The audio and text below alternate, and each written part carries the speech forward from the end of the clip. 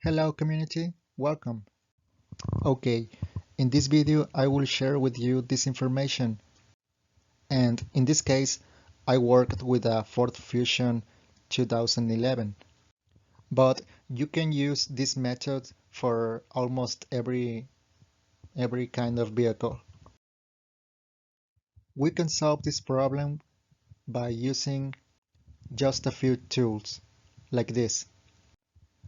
A lubricant, it doesn't have to be the one that I have on this picture, but you can use whatever lubricant you want.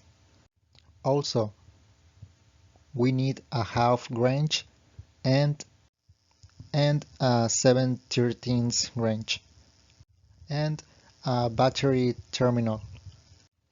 The material of this has to be of copper.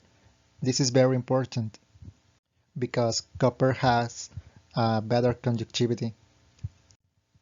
On the right side, I put the old one, so ignore that. Using a multimeter, I noticed that the battery has the energy enough to turn on the engine, so this battery is still alive because with 1261 volts, it's more than enough to turn on the engine. The problem here is not the energy, it's the post.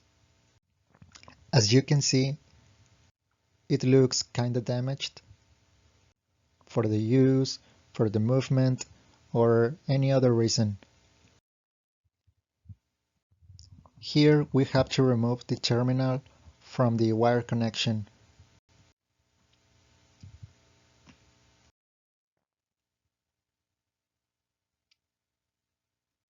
Here, as you can see, the terminal is completely pressurized, and we can move so easily with the fingers. And now we have to open the new copper terminal like this in the image, and we have to put the copper wire in this space. And we have to have a result like this. As you can see, this is the copper wire that I mentioned before, and this is the space. And finally, I add some oil to lubricate and protect the copper. Now the battery post has the enough pressure so we can turn on our car, and let's see what happened.